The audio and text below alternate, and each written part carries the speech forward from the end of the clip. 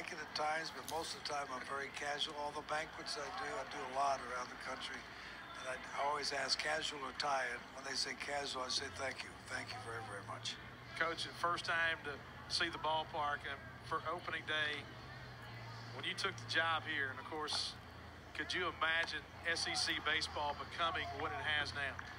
Well, not really. I really knew it. SEC was not very good in regard to postseason play, and I thought with the schools we had and the weather we had a chance. And so when we started getting things going with the first tarp and the first lights and the first stadium, other people picked up on it too. But this here is a Cadillac. I went underneath and took a tour of everything, and I've never seen anything so nice for the kids and the coaches underneath. Up this is great here too, but underneath is just unbelievable. But we built 87, the first baseball stadium here, and it cost I think 3.7. This one's running close to $68 million. So there's a commitment made, and I'm proud of being somewhat a part of it with my name on the stadium. But at the same time, the other schools in the SEC are going to take note real quick. Talking with Coach Ron Polk, and Coach, so much has been made of those teams in the mid-'80s. Of course, you had a team that went to the College World Series in 1979 and took a number of teams to the College World Series. And earlier today, we unveiled some statues, Will Clark, Rafael Palmeiro, and it was almost like that time in the SEC is when baseball really began to come into a bigger light. Well, it certainly helped.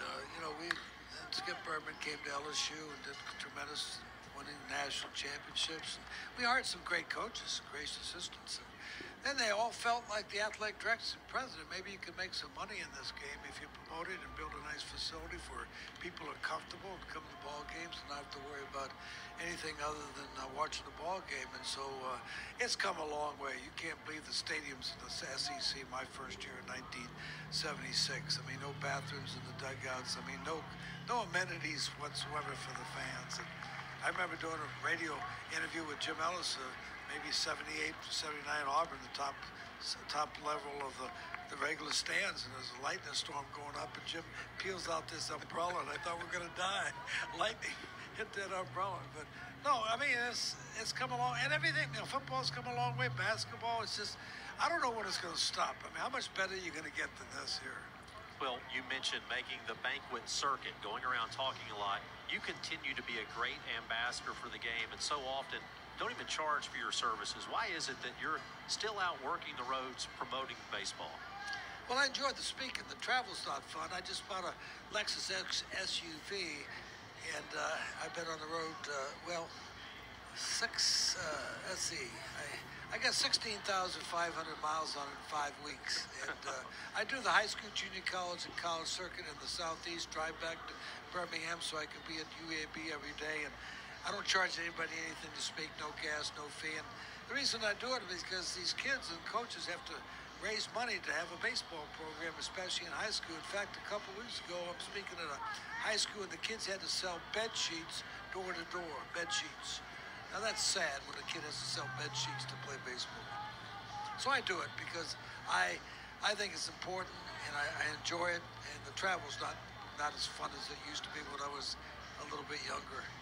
Talking with Coach Ron Polk, and Coach, now at UAB, working as a volunteer assistant over there, and been over there for a little bit of time now. And you look at how baseball has matured, and when we keep talking about the SEC, so many times, 10, 15 years ago, if a guy was drafted in the top 5, 10 rounds, you could justify him signing a professional contract. Now, you look at how good this league has got, the ballparks they play in. You talk to a number of major league guys, and they're saying, hey, for most guys, it's better to go to school now.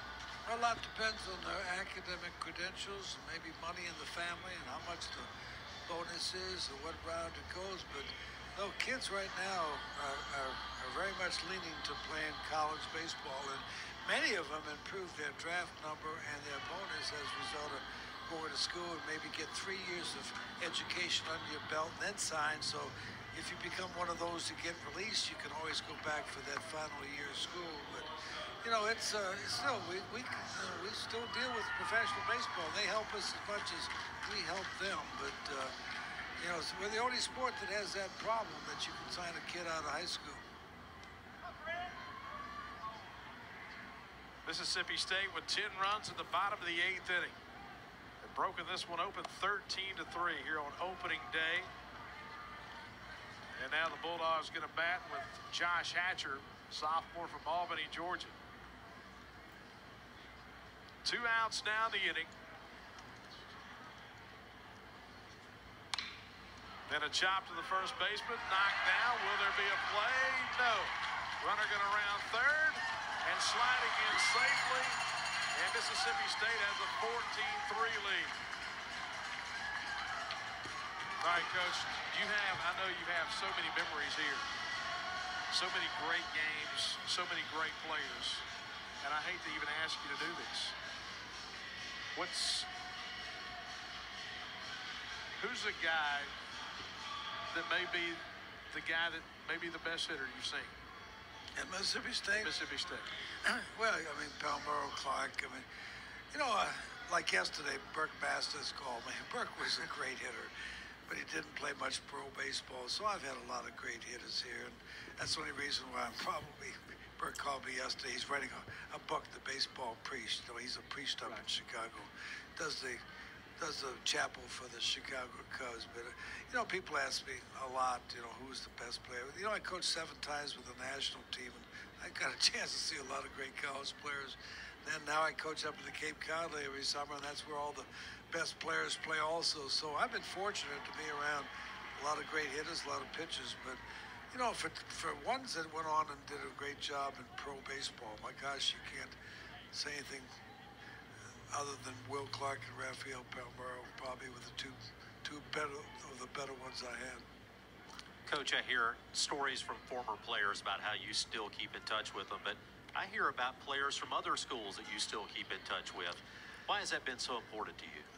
Well, it's the right thing to do, you know, especially our players, the ones I work with. Yes, I get sent a birthday, anniversary, Christmas cards. It's time consuming, but again, it's the right thing to do. And you know, I know these minor leaguers, they don't get many letters at all. And so I generally get now I'm in Conference USA. And so if I find a Conference USA kids playing an A ball up in Boise, Idaho, I'll drop them a note to just tell them I'm thinking about them, wishing all the coaches in our conference are pulling for him.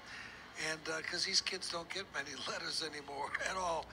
And in fact, they basically thrive on that. And so I think it's important that people know in the minor leagues. Now, in the major leagues, I'll send them too, but sometimes they never get them because they go to their agents or their secretaries.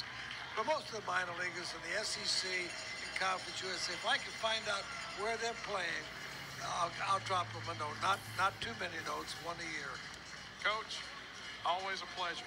Great to see you. Thanks for stopping by. My pleasure. Coach Ron Polk, this is the man that built it right here. 14-3, Mississippi State leads as we go to the ninth.